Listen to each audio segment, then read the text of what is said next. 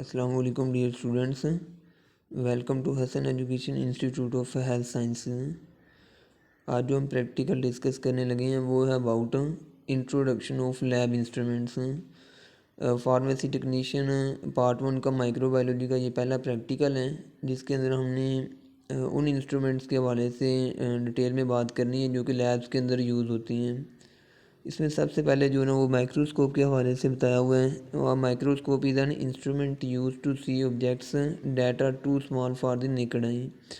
यानी कि जो माइक्रोस्कोप होती है ये एक ऐसा ऑप्टिकल डिवाइस या इंस्ट्रूमेंट होता है जिसको हम ऐसी ऑब्जेक्ट्स को, ऐसी चीज़ों को देखने के लिए यूज़ करते हैं जिन चीज़ों का जो साइज़ होता है वो इतना छोटा होता है कि वो हमें अपनी आँखों से नज़र भी नहीं आते हैं।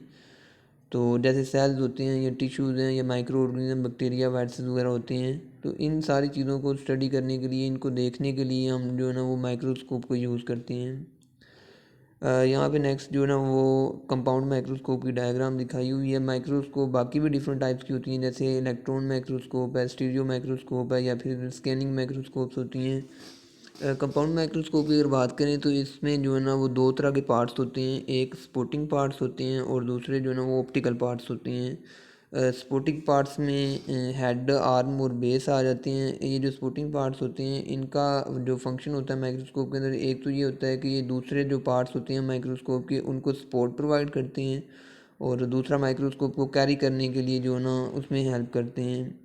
बाकी इसके अंदर जो लेंस हैं वो दो तरह के यूज़ हुए होते हैं, एक ओक्यूलर लेंस या जिनको हम आई पीस का नाम देते हैं, और दूसरे ऑब्जेक्टिव लेंस होते हैं। बाकी जो है ना इसकी सारी लेबलिंग जो है माइक्रोस्कोप की यहाँ पे आपको नज़र आ रही है। नोज़ पीस, कंडेंसर, स्टेज होती है जिसके ऊपर हम स्लाइड रख के जो है ना वो अपना जो भी सैंपल या जो भी चीज़ ऑब्जर्व कर सकते हैं। इसके अगर अलावा हम बात करें, माइक्रोस्कोप की दो प्रॉपर्टीज़ होती हैं, जैसे मैग्नीफिकेशन पावर होती है और एक रेजोल्यूशन पावर होती है। मैग्नीफिकेशन पावर का मतलब होता है कि कोई भी माइक्रोस्कोप किसी चीज़ को कितने गुना बड़ा करके जो है ना वो दिखा सकती हैं। तो नॉर्मली वैसे जो स्कूल वगैरह में या कॉलेज वगैरह में माइक्रोस्कोप यूज़ हो रही होती हैं वो 400x तक उनकी मैग्नीफिकेशन पावर होती है, यानी कि वो हमें 400 गुना बड़ा करके जो है ना वो चीज़ों को दिखा सकती हैं। अदरवाइज़ जो रिसर्च पर्पसेस के लिए हायर लेवल पे जो माइक्रोस्कोप यूज़ होती हैं उनकी 1500x तक, 2000x तक भी जो है ना वो मैग्नीफिकेशन पावर हो सकती हैं। रेजोल्यूशन पावर की बात करें तो रेजोल्यूशन पावर वो वाली प्रॉपर्टी होती है जहाँ पे जो है ना दो चीज़, वो कम से कम डिस्टेंस जहाँ पे दो चीज़ें हम अलग-अलग सेपरेट देख सकते हैं। तो कंपाउंड माइक्रोस्कोप की अगर बात करें तो 0.25 माइक्रोमीटर तक जो है ना इसकी रेजोल्यूशन पावर होती है।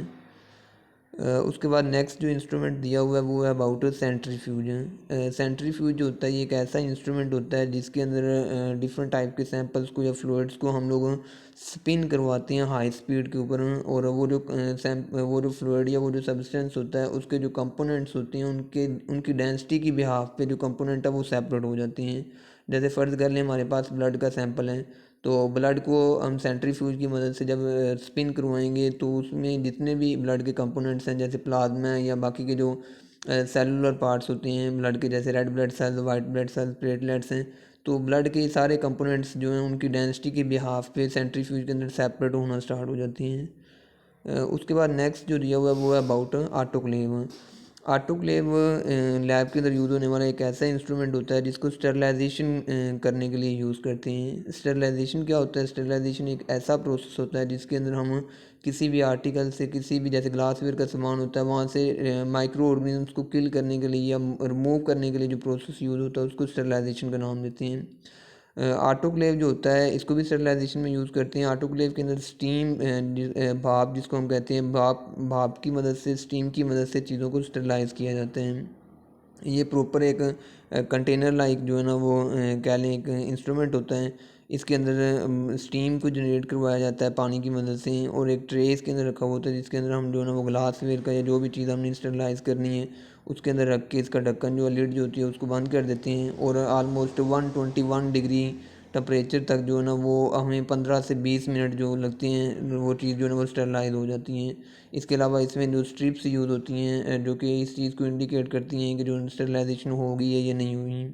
वो टेप की फॉर्म में हो सकती है जो अपना कलर जो है ना वो चेंज कर देती हैं जैसे ही जो है ना वो स्टरलाइजेशन हो जाती है किसी चीज़ की, तो वो इस चीज़ को इंडिकेट कर रहा होता है कि हमारा जो प्रोसेस है स्टरलाइजेशन का वो कंप्लीट हो गया है।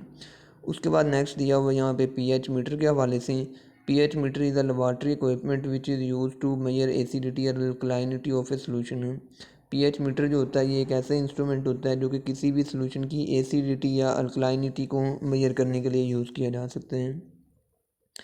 उसके बाद नेक्स्ट आ जाता है लेबॉरेटरी इंक्यूबेटर। इंक्यूबेटर जो होता है ये एक ऐसा इंस्ट्रूमेंट होता है जिसको हम लैब के अंदर यूज़ करते हैं।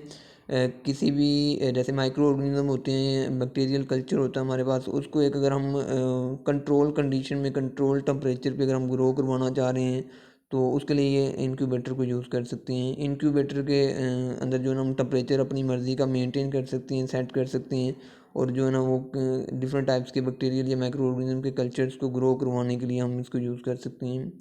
उसके बाद नेक्स्ट आ जाता है स्पेक्ट्रोफोटोमीटर। स्पेक्ट्रोफोटोमीटर जो होता है इसको यूज़ करते हैं लाइट की इंटेंसिटी को मेजर करने के लिए डिफरेंट वेवलेंथ के लिहाज से। देन आ जाता है पिपर्स। पिपर्स जो होते हैं, पिपर्स आर ग्लास और plastic tube usually open at both hands. Pipers जो होते हैं बेसिकली ग्लास के या प्लास्टिक की बनी हुई ट्यूब्स होती हैं जिसको डिफरेंट टाइप्स के सॉल्यूशंस को मेजर करने के लिए या ट्रांसफ़र करने के लिए जो हम इसको यूज़ करते हैं। आगे ये डिफरेंट टाइप्स की पेपर्स की जो ना वो डायग्राम्स भी शो की हुई हैं। नेक्स्ट आ जाता है ओसिलोस्कोप।